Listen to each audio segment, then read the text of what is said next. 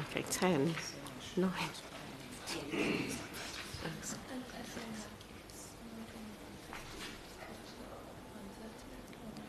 Order. I call Marcia Di Cordova to move the motion. Thank you, Dr. HoC. I beg to move that this House has considered employment support for blind and partially sighted people. And I have to say it is an absolute pleasure to serve under your chairmanship this morning. I'm really pleased to have secured this debate on what I believe, and I'm judging by the members here today, is an incredibly important issue. I would also like to place on record my thanks to the many organisations that have provided briefings ahead of this debate. In October this year, the All-Party Parliamentary Group on Eye Health and Visual Impairment, of which I chair, published its Changing Attitudes, Changing Lives report, looking at employer attitudes towards blind and partially sighted people. And I want to place on record my thanks to the Secretariat, the Royal National Institute for the Blind, and the Thomas Pocklington Trust, and all those who responded to the written consultation, and especially those who shared their experiences at the oral evidence sessions that I will come on to shortly. We wanted to know why the number of blind and partially sighted people in employment is still so stubbornly low, at a time when there are around approximately 900 job vacancies. This is despite having the Equality Act, a wealth of diversity and inclusion policies, as well as more than a decade of various government welfare to work programmes. In November last year, the APPG commissioned YouGov to carry out some polling that was looking at employer attitudes, and the findings were quite shocking. And this is what prompted the All-Party Group to launch its inquiry to look at this issue in more detail. And Dr. HoC, I will say, to my knowledge, it is the first parliamentary inquiry of its kind to solely look at employer attitudes. Now, we held a series of oral evidence sessions alongside a written call for evidence, and we also held a number of one-to-one meetings with employers, including Apple and Channel 4. We heard from a range of employers, sightless organisations, and, most importantly, blind and partially sighted people themselves. Now, we found that 48% of employers said they didn't have accessible recruitment processes. So for many, the online job application wasn't accessible, and also, in many cases, wasn't compatible with assistive technology. This was obviously preventing many people living with sight loss from being able to apply for these jobs in the first place. In some cases, employers were not willing to make reasonable adjustments where possible. For example, for psychometric testing, which for many, like grad schemes, this is part of the recruitment process. So many of those platforms were also inaccessible. And I think most worrying for me was around a quarter of employers said that they would not be willing to make workplace adjustments or adaptations in order to employ blind and partially sighted people. Now, we know that part of the problem does stem from a lack of awareness on where to access support or funding, or just to get some advice and information. But there's also a pattern of outdated attitudes towards visually impaired people. Dr. HoC, during the oral evidence sessions, we heard powerful testimony from many blind and partially sighted people. Many expressed a deep sense of frustration as well as anger in the job market, where employers did not understand the importance of making sure their recruitment and interview processes were inclusive.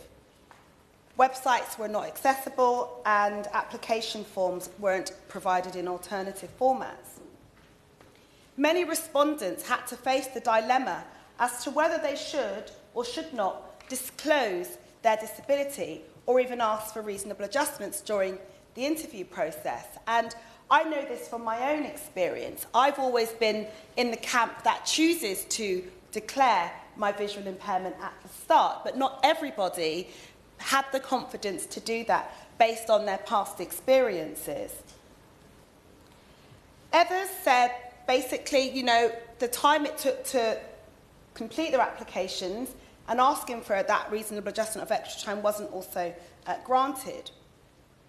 One respondent reported being in an interview where the interviewer seemed more focused on their blindness than their qualifications, and it felt like their actual abilities and their capabilities to do the job was treated as a secondary factor as opposed to being the primary objective as to seeing whether they can actually do the job or not.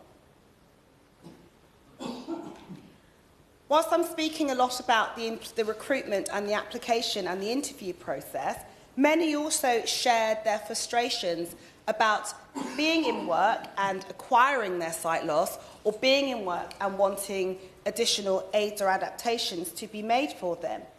And I know, again, from my own lived experience, and if you don't mind me just saying, you know, throughout my working life, I won't show my age by saying how long that's been, but essentially, I know the challenges that many have faced. And even now, I am a Member of Parliament. I have been here for 7.5 years, and even to this day, I am still facing challenges around my technology.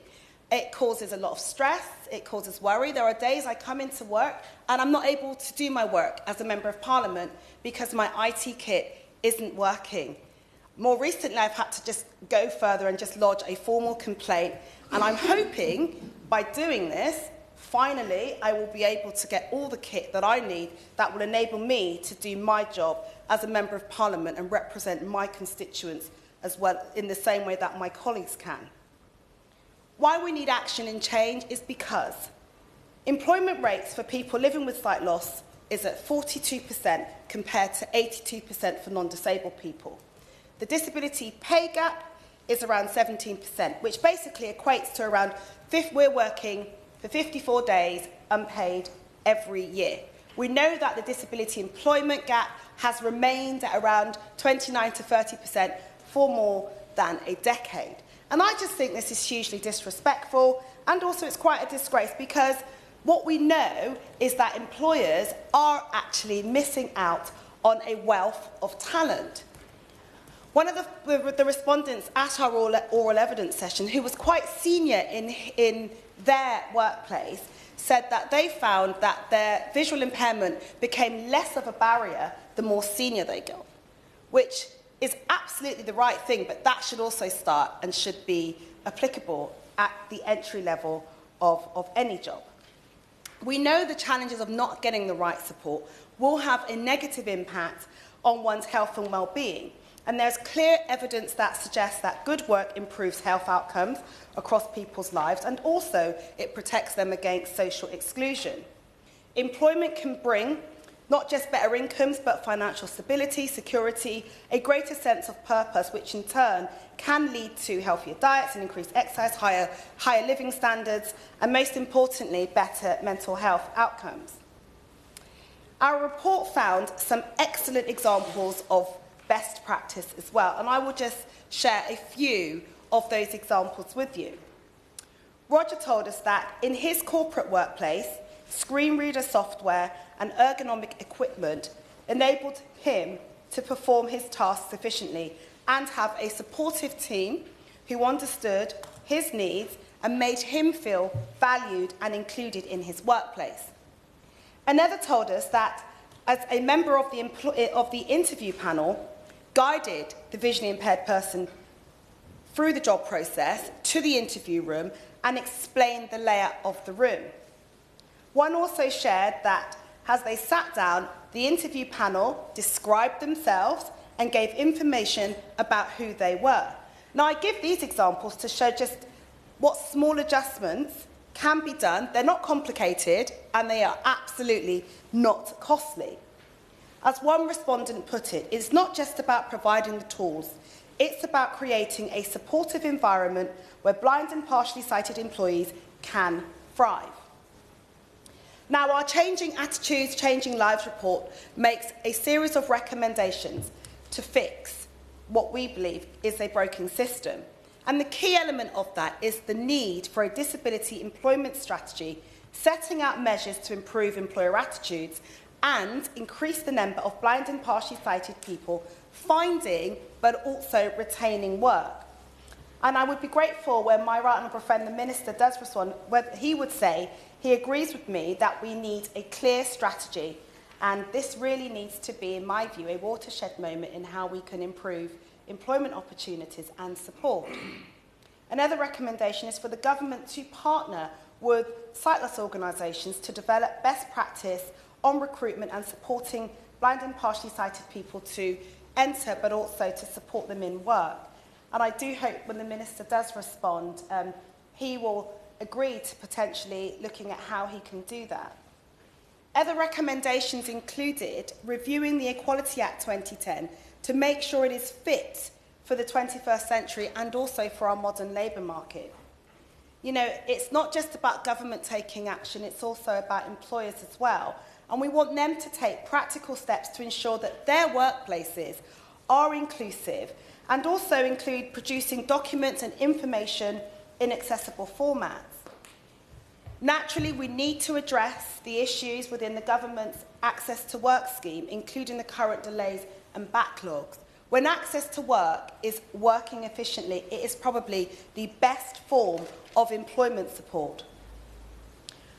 I hope when the Minister will also look carefully at some of these recommendations in the report, which I know he has had sight of. And I just want to say I really do welcome this government's fresh approach and taking a serious look at this issue. And I also thank him for agreeing to meet with me later today. It's interesting that the debate came on the same day. I would also like to place on record my thanks to my friend, the Right Honourable Member, the Minister for Employment, who attended the launch of this report and gave a speech. And what she said, that it was an opportunity for big change that is needed so that all blind and partially sighted people can play their full role in society. And she kindly said that the report would be considered as an early submission to the upcoming Employment White Paper. So I look forward to seeing what the White Paper includes in relation to a disability employment strategy. I'd also like to ask my honourable friend, does he agree with me that it is not just about the Department for Work and Pensions looking at this, that we need a cross-government approach with the Department of Business and Trade, Equalities and others to ensure that there is a strategy that really incorporates how we can help shift employer attitudes. So will he commit to working with the Department of Business and Trade to ensure we take an approach that truly supports employers to snap up all the amazing talent that is waiting for them and that they are currently missing out on? The report makes the recommendation about looking at practical steps to ensure that workplaces are inclusive, but there is already some brilliant guidance and best practice that is available out there. And so in many cases, it's not about reinventing the wheel, it really is just about working collaboratively with other organisations.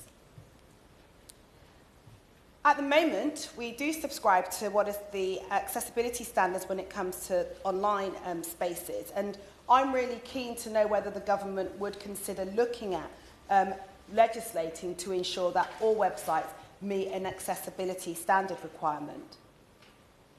Finally, I raised this previously, but I would also like to ask the Minister whether they will look again at the Sense Charities recommendation calling for a job centre technology fund.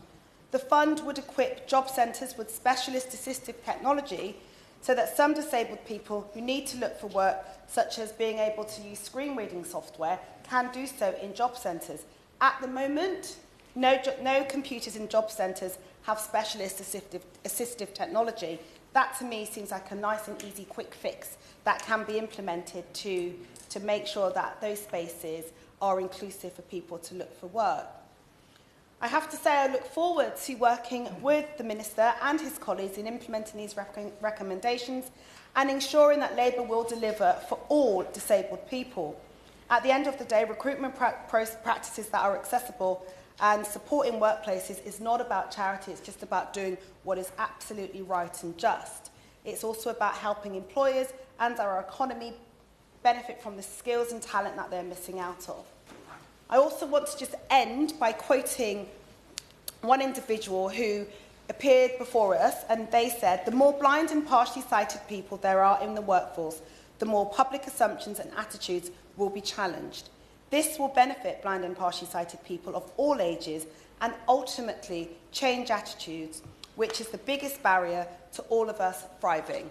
Thank you. Is that this House has considered employment support for blind and partially sighted people. Can I remind members, can you bob if you wish to speak, and then we will work out the order of who's going when. Have we got that, Clerk? Yep. Okay, in that case, I go to Jim Shannon. Madam Chair, always a pleasure to serve under your chairship and look forward to that. Can I first of all commend the Honourable Lady for Battersea for setting the scene so very well with her contribution today on a subject matter that is of great interest to us all who are here, but to myself personally as well.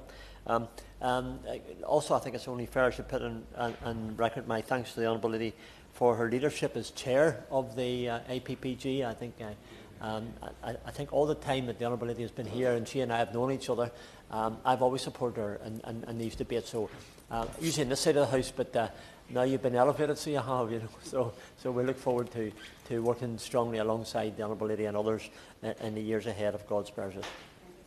Currently across Northern Ireland, Madam Chair, there are some 57,500 people with sight loss, with this figure expected to rise by over 25% by 2032.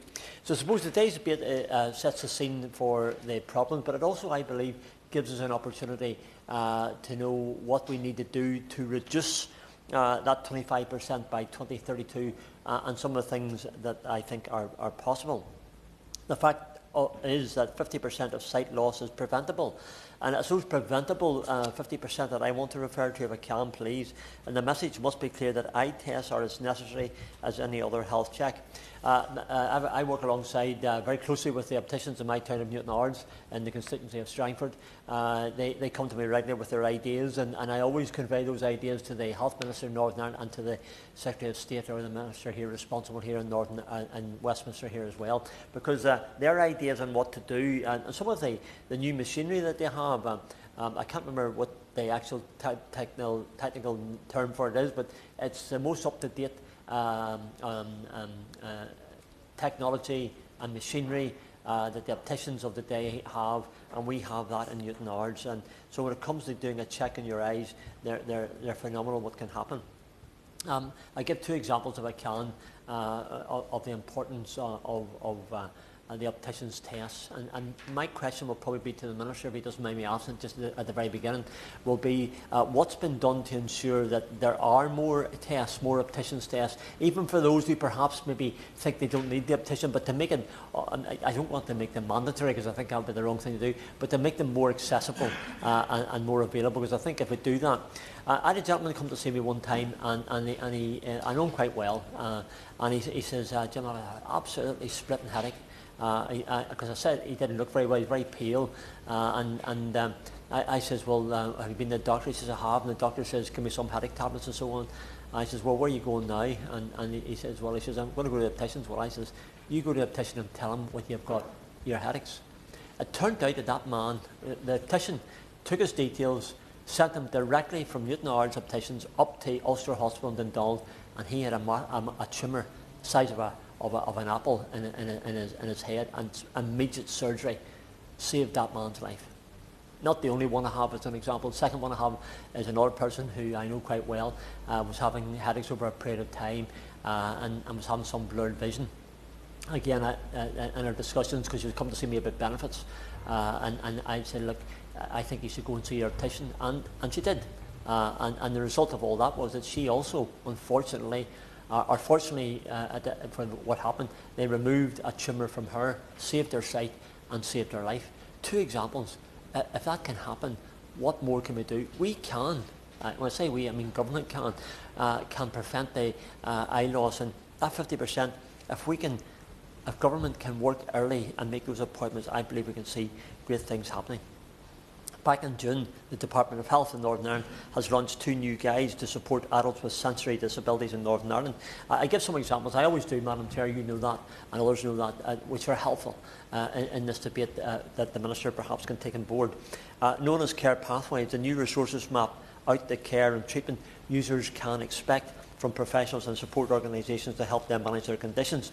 So I welcome this excellent and really good initiative to make the pathway to care and to a future free from red tape obstructions. My goodness, I know there's red tape to do, we understand that, but sometimes it becomes so burdensome that people just turn off.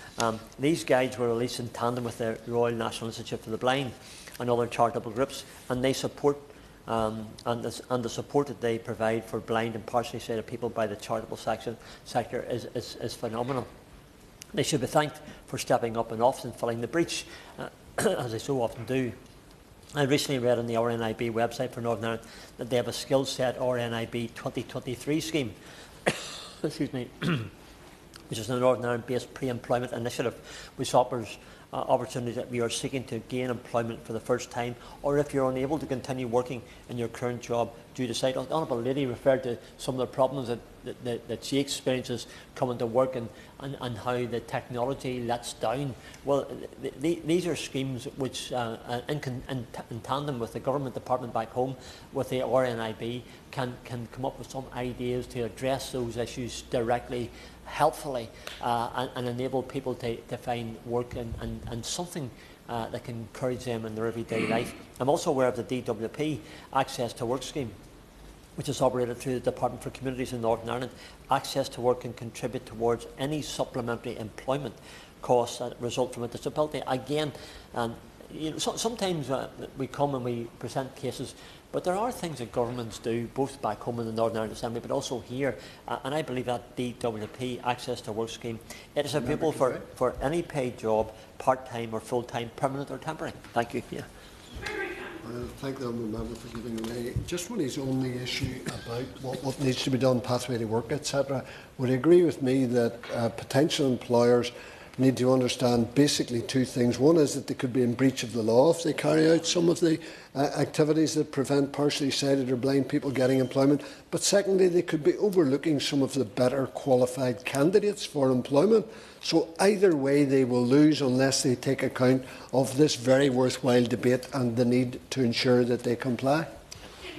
Again, I thank my honourable friend and colleague for that intervention, and he, as he always does, adds an important evidential help to the debate to take it forward, and I thank him for that, and hopefully the Minister is listening as well. There is no minimum... absolutely, yeah. Thank you, Member, for taking intervention. The Member rightly mentioned the importance of access to work and how that can make a real difference supporting disabled people, including blind and partially sighted people, to secure employment and retain employment. But one of the challenges has been ensuring that there's enough provision of that scheme and that enough employers are aware of access to work. With the member agree it's important, and going forward there's greater awareness of access to work and more opportunities to actually have that support. The Honourable Gentleman is absolutely right. I know the Minister is an assiduous Minister. He's here to help, to positively help, and I know that his staff and civil servants behind will be taking notes of all these matters. So when it comes to the conclusion of this debate, that will have that contribution from the Minister to perhaps and hopefully satisfy our request. I'm very hopeful that would be the case. I should also welcome the Shadow Minister to his place, wish him well in the role that he now plays, and look forward to his contribution later on. The scheme that I referred to, and there is no minimum number of hours for eligibility for support, although they are generally expected to reach the lower earnings limit. Access to work aims to help if you need support or adaptations beyond the reasonable adjustments. This helps pay towards these. So what we have in place is excellent, but as the Honourable Gentleman and his intervention referred to, it's making sure that people know what is available and can they get it. This scheme is a great scheme, but the onus is very firmly on the employer's shoulders, and this is where we're failing. I believe there needs to be a pathway for our young people throughout their schooling and into employment, but further we need to tell people who haven't worked before, this is not impossible, it can be done. It is within your reach to use your talents, your intelligence and abilities and work as your peers do. Debates like this, Madam Chair, raise awareness, and that is wonderful. But we need to ensure as well that any person that has diagnosis of sight loss understands that they're not alone and expected to sit at home. They are part of this community, and there is a space, there is a role for them to play. The charities seek to hammer home this message, and the charities do absolutely marvellous work. But I believe we all need to do more, and that is what I hope that this new government will achieve, and the Minister in particular, who I've known for years, and who will have the sympathy and the compassion that he's shown over all those years to be able to respond in a positive fashion and help those people to do better. We've got that opportunity.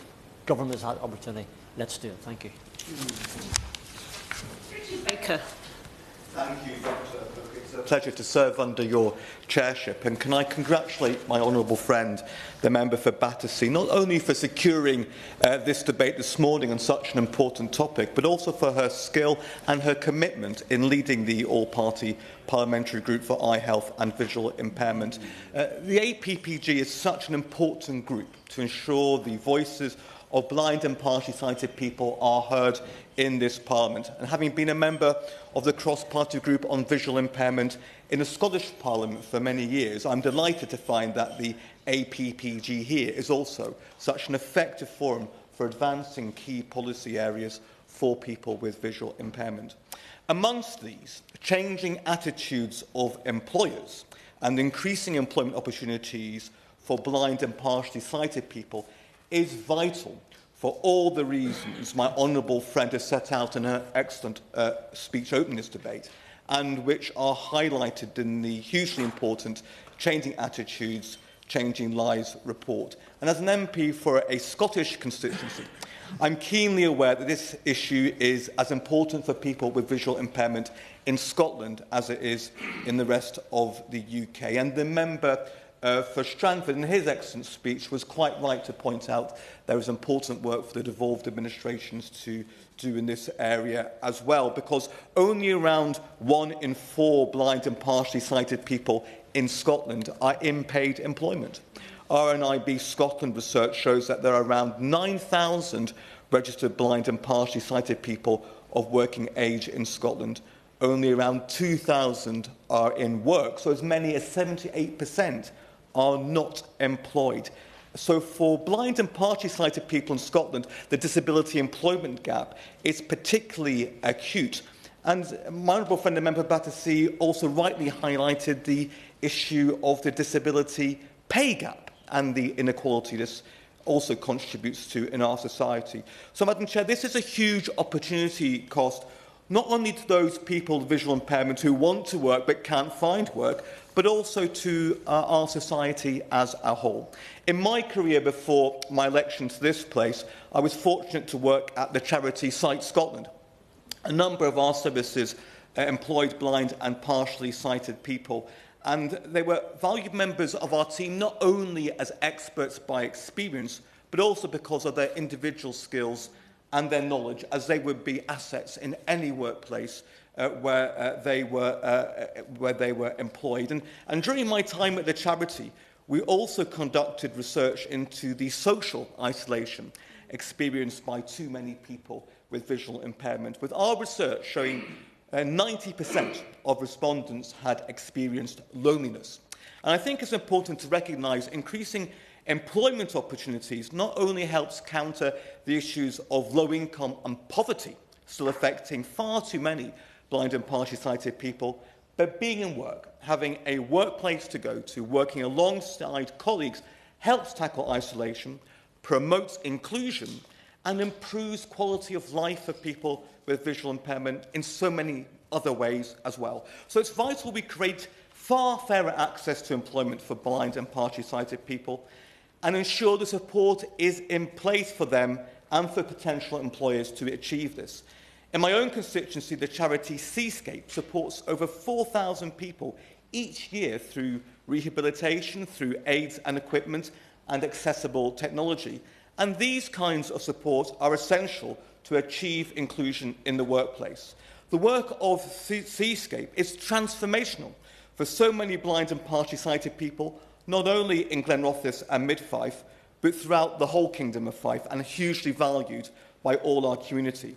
So I also very much welcome the recommendations in the Changing Attitudes, Changing Lives report that the UK Government should partner with sight loss organisations to develop best practice on recruiting and supporting blind and partially sighted people to enter the labour market, because those organisations are the very organisations with the right expertise and the right knowledge to achieve that goal. And I very much endorse the substantive and practical recommendations made in the report for government and for employers. These recommendations come at an important time as we look forward towards the Get Britain Working White Paper and the £240 million which is being invested by this government to promote employability. And following our conversation at the excellent event held by the Speaker to celebrate Disability History Month, I'm very encouraged that the Minister, who I welcome to his place, is, I know, seized by the opportunities which this forthcoming white paper presents to increase disability employment and to set out an effective strategy. And in the last few years, it is sadly the case that at both the UK and the Scottish level, there have been cuts in funding for employability. There has not been enough done to promote opportunities through access to work, a scheme which, when effectively delivered, can make a real difference. We need to change this, and we need to ensure the white paper does lead to an employability strategy which actually works for blind and partially sighted people. It is certainly the case in Scotland that employability programmes such as Fair Start Scotland have not had enough success in including people with visual impairment. This needs to change, and it can change. We know what works in promoting employment of blind and partially sighted people. Changing attitudes and approaches by employers with the practical recommendations in this report, and more broadly in relation to disability, I'd also commend the work of the Commission led by Lord Shinkwin for the Institute of Directors and their report, The Future of Business, Harnessing Diverse Talent for Success. This report makes a series of recommendations to government to bring about the most favourable conditions for businesses and directors to flourish, with specific reference to gender, ethnicity, sexual orientation and disability. One of the members of the Commission was Dr. Teresa Shearer, Chief Executive of Enable, where I worked until the election. I should declare that interest to members. The All-In programme led by Enable Works has formed employability partnerships across Scotland which have brought together specialist third sector organisations to collaborate in employability partnerships which have had great success in securing training and employment for many people facing barriers to employment, including blind and partially sighted people, securing 3.5 jobs for every 1 job delivered by traditional employability schemes. There are so many factors in improving employment opportunities for blind and partially sighted people, and we could have a whole separate debate on education and transitions into employment. But the recommendations in changing attitudes, changing lives, will result in real progress if they are taken forward. There are so many important recommendations in this report, but the very first one is essential, that we establish a disability employment strategy which sets out measures to improve employer attitudes and increase the number of blind and partially sighted people finding and, crucially, retaining work. So I commend this report and its recommendations and congratulate the member for Battersea for all she is doing to ensure its ambitions are fulfilled. This is vital if we are to achieve genuine inclusion for blind and partially sighted people in our society throughout the UK. And our final backbencher before we move on to the Lib Dem spokesperson is Lee Pitcher. Thank you, Dr. HoC. It is great to speak under your chairing of this debate today, and thank you to my honourable friend as well for this hugely important session. I speak today from personal experience. My lovely wife has retinitis pigmentosa, a degenerative eye condition that has no cure or treatment. Julia's got to that stage where she uses a white cane and eventually, like her mum and uncle, will likely have a guide dog to assist her. For those who watch Strictly, is the condition that comedian Chris McCausland has. And like him, Julie is an inspiration, not a gimmick, having recently learned to ski blind. Julie has never let her disability define her. Instead, she excels with the abilities that she does have. What we've learned together over 30 years, as our careers have progressed, is how her abilities can thrive. And I have to say her workplaces have been enormously supportive with that. So today I will focus on the use of technology and the importance of awareness. Now, the use of AI, I think, is a game changer. Simple things like apps, seeing AI, narrates the world around you. It harnesses the power of AI to open up the visual world and describe nearby people, texts and objects. In a working world, this supports with identifying colleagues, facilitating that team culture, and as long as you don't take offence at being guessed as a 55-year-old man when the camera's held up to my face, when you're just in your mid-40s, well, it's an absolute gem of a research project. Maximising the use of existing functionality is also really, really important and remarkably useful. Adobe will read pages of text for you, text that you can ask ChatGPT to find with a simple verbal instruction. Now, one ask I have of today is that when you use hashtags, that you use a capital letter for each new word, because when it's being read back out, it makes sure that it makes sense. Now, the ability to work from home has also opened up a world of opportunity, as meetings and conferences can be accessed from an environment that doesn't require travel. And whilst I often witnessed for myself the kindness of the majority of people when Julie travels on the buses or the underground when visiting me or working here in London, I also witness those people just will barge into her as she gets onto an escalator slowly, or who will tut because they can't get past her. For me, I get upset by this. For Julie, she takes no notice because that has become her norm. Now, there is a broader need in society to understand disabilities more, and I think that starts with education and awareness in school. And I do ask the Minister if he will speak to the Education Minister about how this can be raised as part of the curriculum review. Of course, future transport technology is also something really, really exciting.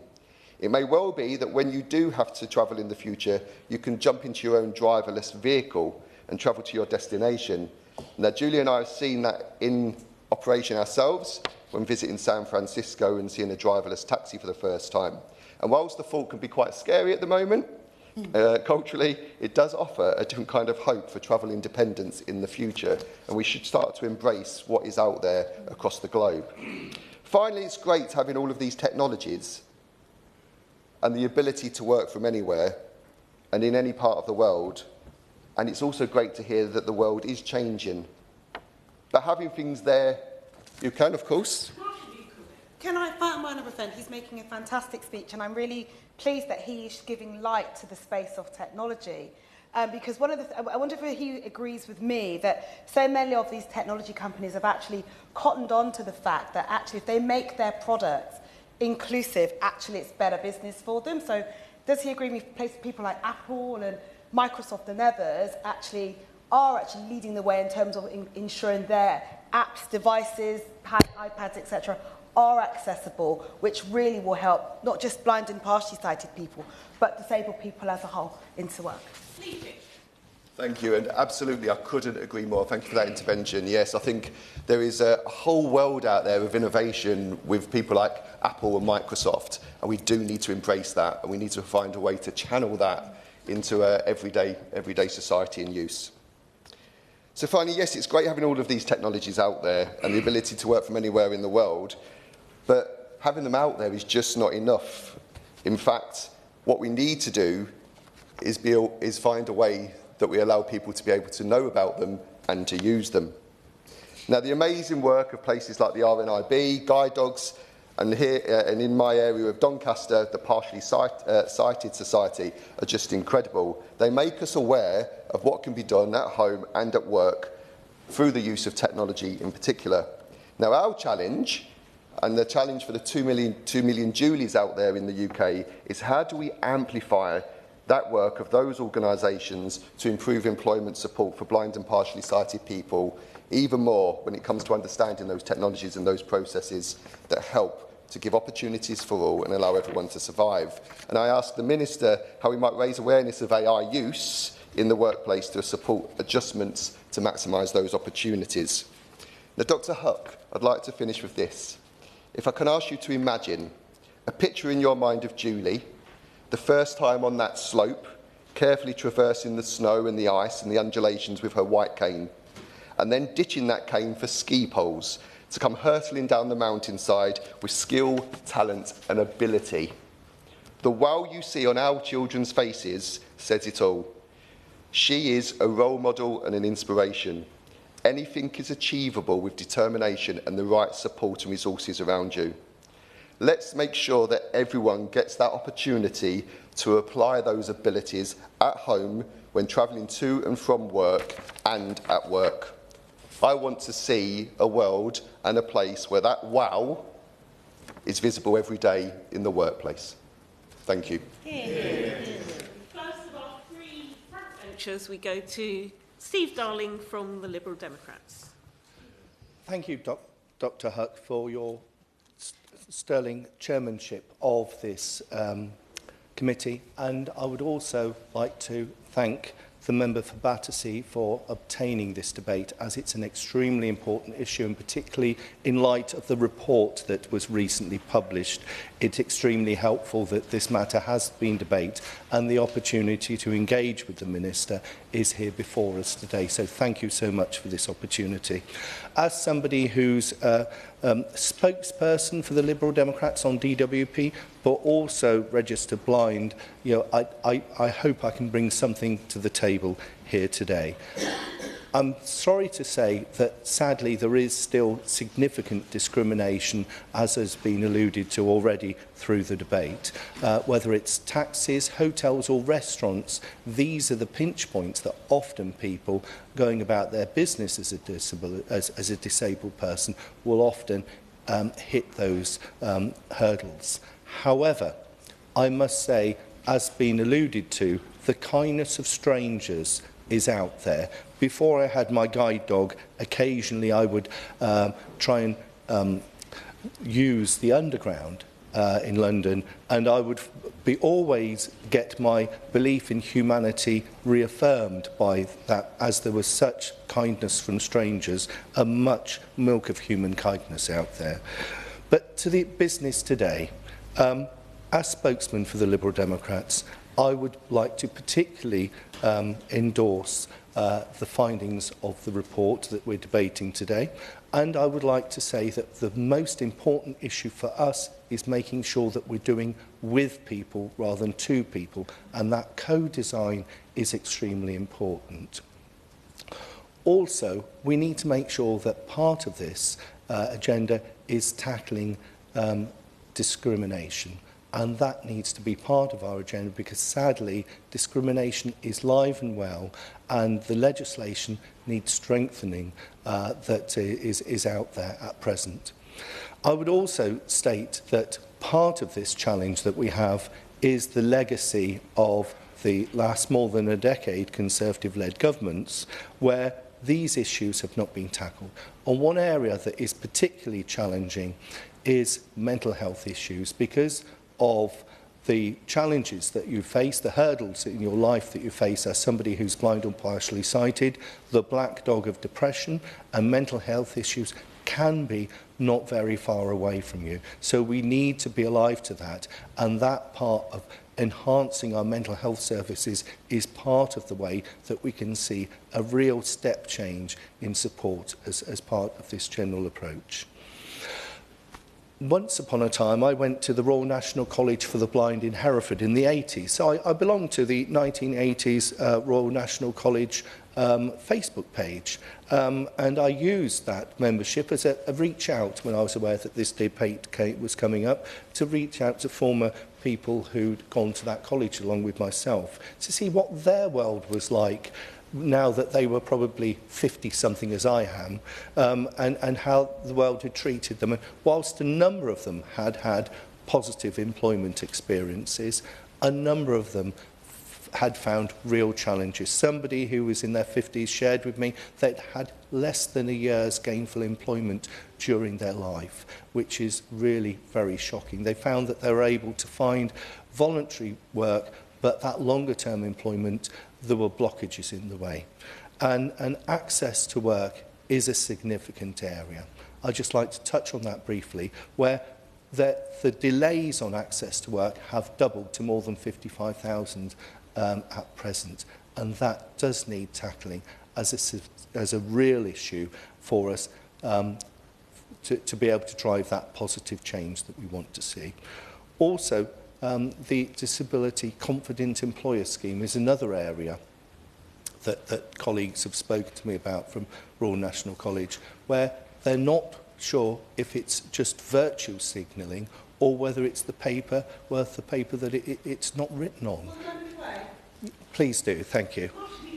I thank my honourable friend for giving way. He touches on the Disability Confidence Scheme, and I wonder whether he agrees with me that for this scheme to actually be worth the paper it's written on, it does need to have proper quality frameworks in place so that employers that become a disability and confident employer actually employ disabled people, because we currently have those employers with that particular status and do not employ a single disabled person. Thank you. And you've clearly been reading my notes, because the next item I was going to suggest was actually you can be a disability confident employer and not employ anyone at all. So you're spot on there. Also, when I've been making some inquiries around this area since getting elected in July, the problem is the government do not actually measure disability confident employers. When I went to my local job centre, they were not saying that they had to report up to top shop at all. And when I've made inquiries through the library, there is no monitoring by the government, or at least they're not aware of it. So, if you don't measure it, it doesn't count. So that is a real issue. But back to my trip down memory lane to the Royal National College for the Blind. Some of the issues that I heard back from former college friends was that we shouldn't have to go out and champion the Access to Work scheme ourselves. Government should be doing that. It shouldn't be one of government's best kept secrets. And sadly, that's what it sometimes is. Also, people described it as an overcomplicated system that has actually resulted in them not being able to employ support workers, as agencies said it was too complicated and there were too many delays in actually obtaining support through this scheme. I'm aware of, I represent the constituency of Torbay. I'm aware of a resident who tells me that after 30 years of solid work for the National Health Service, she decided to change her employment to a local charity, Devon Insight, which is an outstanding charity supporting blind and visually impaired people across Devon. But sadly, it took 3 months for payments to come through from Access to Work, which left her in significant financial liabilities there. Fortunately, she had flexibility in her own finances, but the next person, if they were coming out of a period of employment and faced financial straitened circumstances, it could have resulted in them not being able to continue with their employment. I'm also aware of a lady from the Midlands who recently was made redundant by a large national charity and was a rehabilitation officer with them. She's now looking to, again, change to a local charity undertaking very similar work, but Access to Work are only offering her a day-a-week support worker.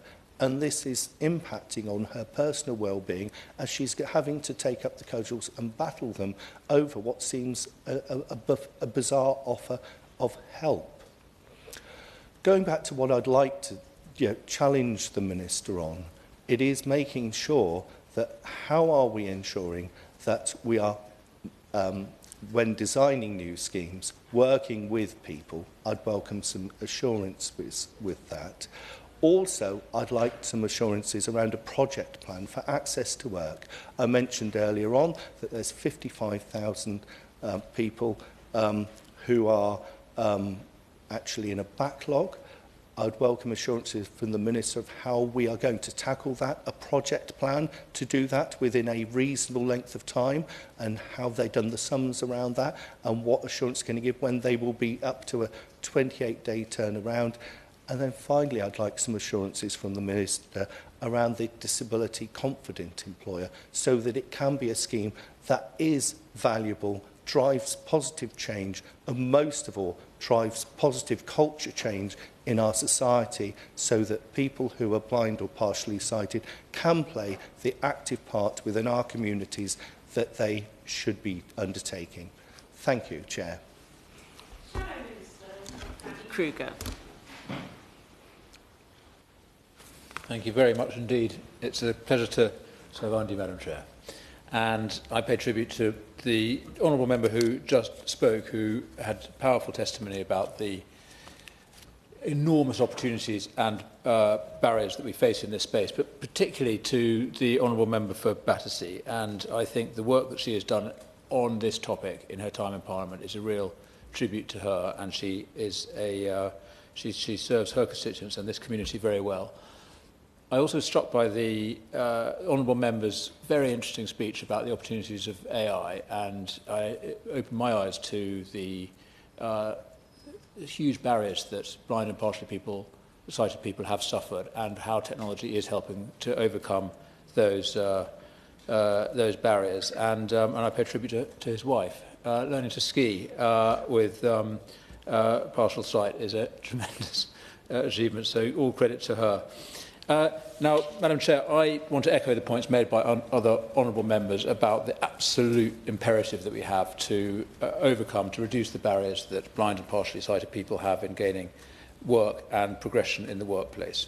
This is, of course, absolutely necessary in justice to those people themselves. It is entirely wrong that people are discriminated against, directly or indirectly, because of that disability. And in justice to them, we have a moral imperative to work here. We also need, as the Honourable Lady stressed, to reduce barriers to employment for blind and partially sighted people for the sake of the economy itself. There is an enormous wealth of talent that the country is being denied when we exclude blind and partially sighted people from employment and from progression in work. And finally, it is necessary for the sake of the taxpayer and the public finances that we address the remaining barriers to employment and work progression among blind and partially sighted people.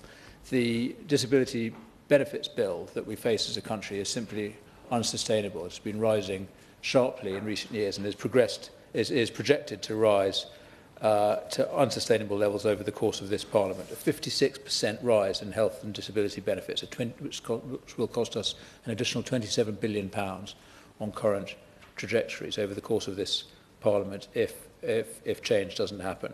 Overall, incapacity and disability benefits are going to rise from 2.4% of GDP to 3% of GDP over the course of this Parliament. That is money, much of that money.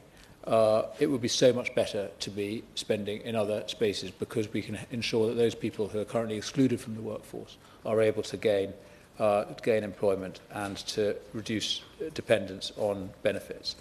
So I very much support what the government aims to do in this space, and their plan to get activity levels back to the pre-pandemic levels is one very noble aspiration which my party will absolutely support. So there are two ways to approach this question, Madam Chair, which have been touched on in the debate so far. And the first is the role of government itself, to get the law, to get the benefit system right, to get the incentives right in the fiscal, legal and welfare space. And I'm proud to say that my party led the way in ensuring that we, as a country, tackle discrimination against people with disabilities. And the 1995 Disability Discrimination Act that William Hague introduced to Parliament remains the great landmark in this space, requiring reasonable adjustments for employers, requiring them to make reasonable adjustments to facilitate the employment of disabled people. Absolutely vital step that was taken back then. Also introduced the access to work grants, which have been discussed in the debate today. And I'm proud to say, I'm pleased to read that last year we saw the highest number of access to work grant applications awarded since for over 15 years, 68,000 last year, 3,000 I understand were for blind and partially sighted people. So that is encouraging.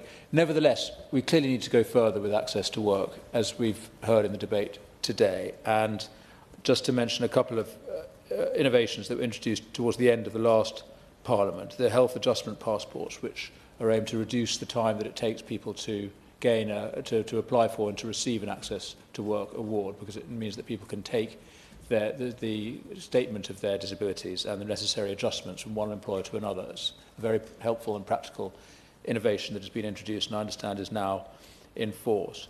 And the last government was also introducing an enhanced package of the Access to Work scheme, which enabled both employees to receive more support than they were getting under the previous scheme, under the existing scheme, but also to ensure that employers received support if they were helping to facilitate access to work.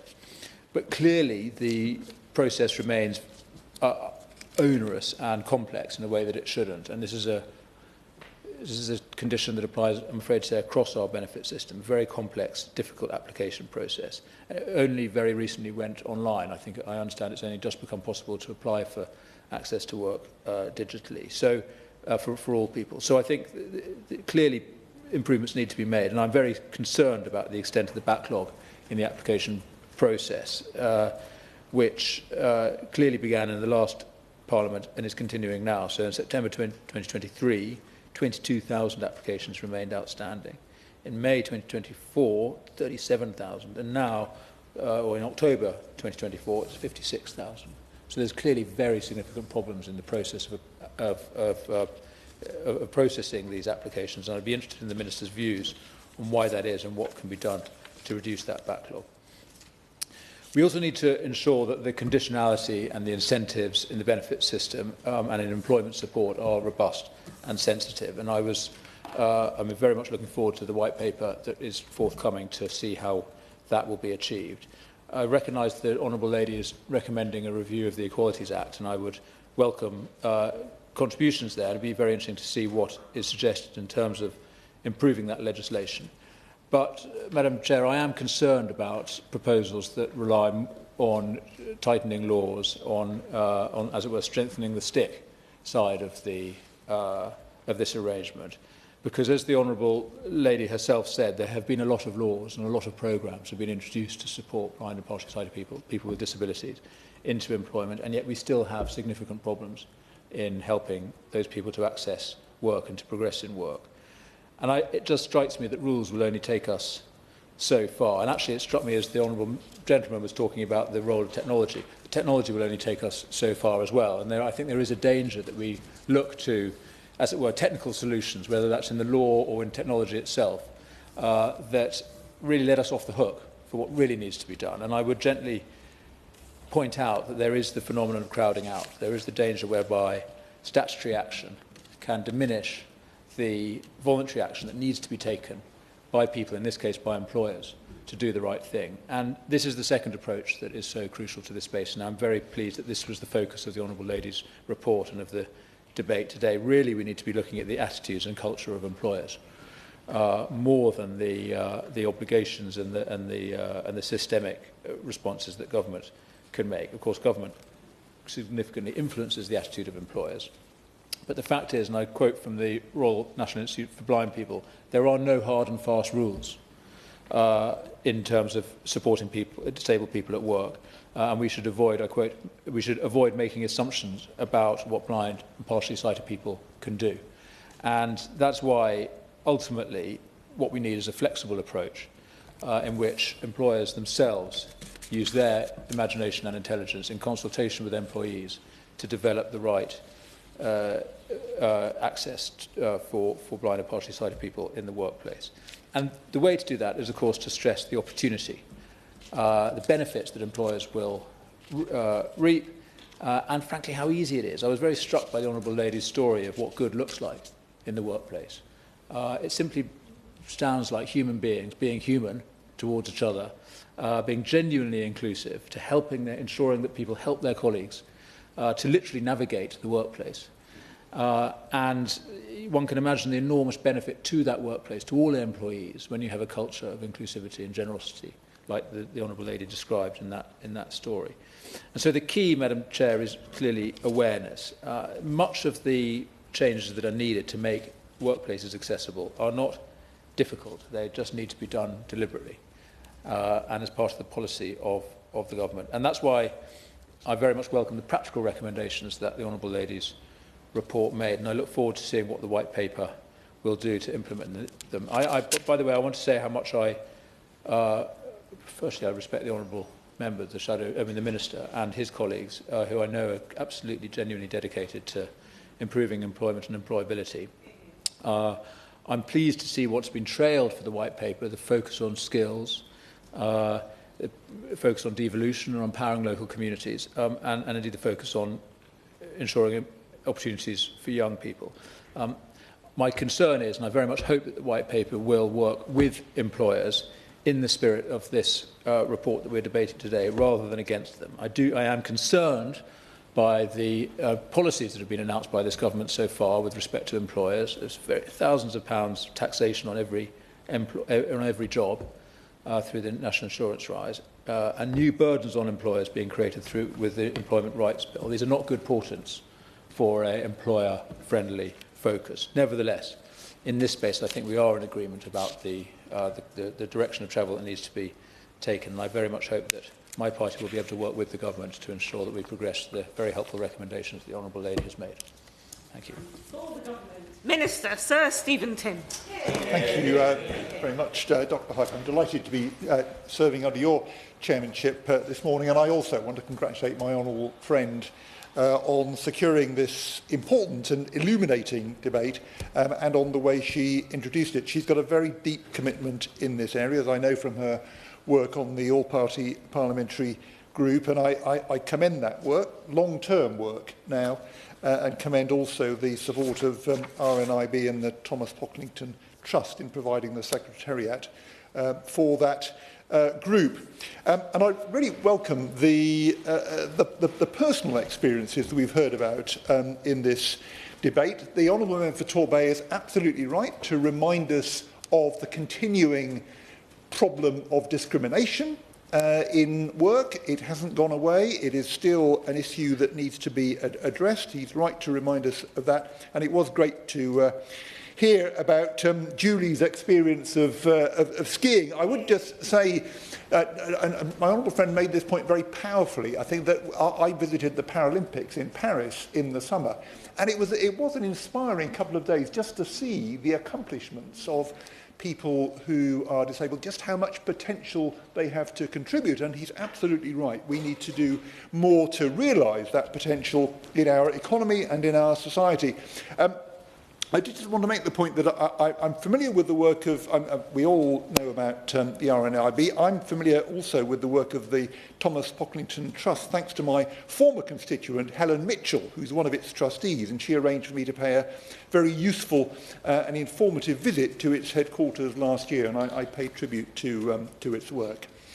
But Dr. HoC, in July, and the Opposition Shadow Minister referred to this, in a speech in Barnsley, my right honourable friend, the Secretary of State, set out our plans to reform the Department for Work and Pensions from being the Department for Welfare to the Department for Work.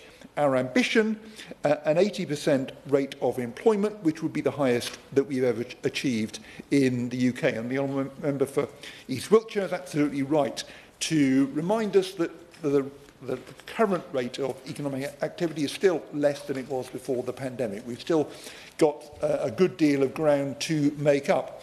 To achieve that ambition, we do have to do much better in supporting disabled people, including blind and partially sighted people, into work. We will not achieve our ambition without that. We want people with visual impairments who, as we've been reminded, have great skills and talents to offer, to have equal chances to enter and to thrive in the labour market. We cannot continue with the 40% visual impairment employment gap that my honourable friend reminded us of and that's spelt out in the APPG report. So we are going to be collaborating with visually impaired people, with organisations advocating for them to meet their needs, work out how we can do that and support them better.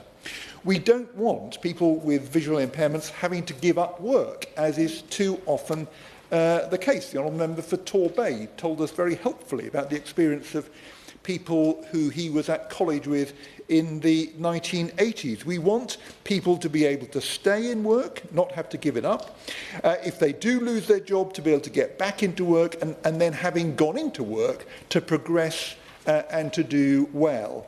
And as announced in the King's Speech in July, we will, in the Equality, Race and Disability Bill, fulfil our manifesto commitment to tackle the disability pay gap that my honourable friend highlighted and which other speakers referred to as well. And our Get Britain Working White Paper, which will indeed be published very, very soon, is going to bring forward and announce crucial reforms to employment support. We're going to change the way we measure success. For example, not focusing simply on getting people into a job, but also in making sure they can stay in work and that they can progress to higher earnings in the future. We want to support people longer term. We're going to be overhauling job centres. My honourable friend made an interesting point about the importance of assistive technology in job centres. And we are going to be introducing a new youth guarantee so that nobody is going to be left on the scrap heap in the future when they're young. And my honourable friend is absolutely right to point out that to achieve all of this, we need healthy, inclusive workplaces. Now, there are lots of employers who excel at creating inclusive workplaces in relation to health and disability, and it was very good to hear from my honourable friend, the member for Doncaster and the Isle of Axholme, about the positive experiences of his wife with her employers. But the APPG report points out that lots of other employers recognise the value in providing an inclusive workplace and would like to, but they need support in order to do it. They don't at the moment feel in a position that they can. So we're looking at what more we can do to help, because preventing people from leaving the workforce and enabling more people to return to work after absences, well, that's definitely good for the individuals concerned. It's good for their mental health and for their fulfilment, as my honourable friend, the member for Glenrothes and Mid-Fife, but also members for Torbay and East Wiltshire reminded us as well. It's good for the individuals, but it's also good for businesses and it's good for wider society. There was a mention my honourable friend from Glenrothes made to the work with the Institute for Directors of the Noble Lord Shinquin. And I agree with him about the importance of that, and I'm looking forward to meeting Lord Shinquin and discussing some of these issues with him in the near future. But a very important resource that we do have, which has been raised in the debate, is the Disability Confident Scheme. Which is featured in the report. My honourable friend mentioned it, and the honourable member for Torbay dedicated a good part of his speech to the scheme. Now, this scheme, I think, does provide a strong platform. Over 19,000 employers in it. It promotes good, inclusive employment and recruitment practices. It supports employers to deliver them and to be able to attract, recruit, retain, develop disabled people. And my honourable friend was absolutely right to underline the importance of accessible recruitment processes to make sure that people aren't barred from applying for jobs in the first place. And in Disability Confident, there are many committed employers who are very enthusiastic about this and very determined to do well on this issue. But I agree with my honourable friend and with the honourable member for Torbay that Disability Confident can do more. And I've had some very encouraging recent conversations about that, including with the Business Disability Forum. So working with employers and with disabled people, we are going to look at how we can make Disability Confident more robust and how we can deliver more of its potential. I'm convinced that the potential is there. We've got to realise more of it in the future. We're also supporting employers with a digital information service, and in increasing access to occupational health. And the previous government rightly recognised the importance of that. Yeah, I'm glad to give way. In my contribution, I outlined some of the things that we were doing in Northern Ireland, and obviously that was to help the Minister looking at ideas that could be used here. But at the same time, the Minister's outlined a number of issues of what's happening here directly in the mainland. Is it the Minister's intention of contacting the relevant body of the Northern Ireland Assembly to ensure that we can work better together, share ideas, do things better, and make life better for the people we're here for? Well, I certainly welcome opportunities to do that. I think we do need to learn from all the devolved governments in the UK. There are very interesting things happening in Scotland, for example, on social security, very interesting things happening in Northern Ireland. I'm grateful to the Honourable Member for drawing my attention to a number of those, and I'll be keen to pursue that further. But Dr. Huck, disabled people with health conditions are a very diverse group. The right work and health support in the right place at the right time is key. The contribution of Job Centre Plus work coaches and of disability employment advisors who play a very important role in job centres, all of that work is vital to the topic of this debate. And I pay tribute to the dedication of those who are working on this in Job Centre Plus. And increasingly, we are going to be joining up health and employment support around the individual through, for example, employment advisors in NHS talking therapy, so the NHS increasingly embracing the importance of supporting people into work, and on the other hand, individual placement and support in primary care. My honourable friend and the Honourable Member for Stratford and my Honourable friend, the Member for Glenrothes and Fife, all spoke, and I think the Member for Torbay did, and indeed the Opposition Shadow Minister did too, about access to work, and rightly reflecting its crucial importance. That provides grants for workplace adjustments beyond what is provided by the employer. But let's be clear, and the Honourable Member for East Londonderry in his intervention rightly pointed this out. Access to work does not replace an employer's duty under the Equality Act to make reasonable adjustments. There are clear statutory obligations here which need to be delivered. But access to work can provide funding for support workers, for specialist aids and equipment, for personalised support and workplace assessments, and for travel to or in work, and mental health support as well. The Honourable Member for Torbay referred to it as one of the best kept secrets, but actually demand for access to work has been growing very fast, and the Honourable Member for East Wiltshire rightly reported that nearly 68,000 people had access to work support approved in the last financial year. That's an increase of almost a third on the previous year. So that is growing now very rapidly. It supported, as he said, 3,850 people who reported their primary medical condition as difficulty in seeing. That's about 8% of the number of people being supported. And customers with difficulty seeing as their primary medical condition received 13%, or a bigger proportion, £33 million, of the total expenditure. So it's making an important contribution. We are committed to reducing the waiting times, which have rightly been raised in this debate, waiting times for access to work. Delivery of the support has been streamlined. We've placed more staff on processing the claims. Customers starting a job within 4 weeks are prioritised to make sure that they get their help in time. And since April, as the Shadow Minister pointed out, all the core parts of the scheme are now online. But I agree that more will need to be done.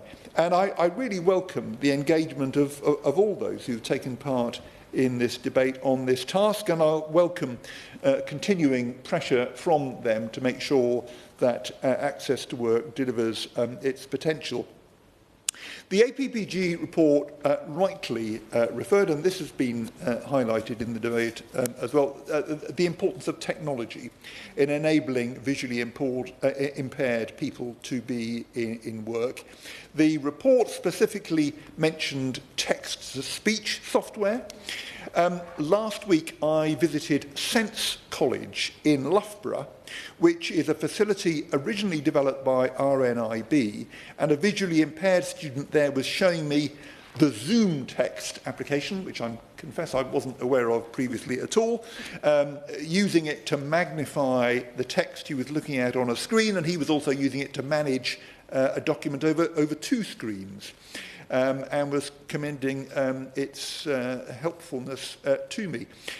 My honourable friend, the member for Doncaster East and the Isle of Axholme, is absolutely right to point out just how big a game changer AI can be, and we need to realise that opportunity as well. Now, access to help can help provide assistive tech.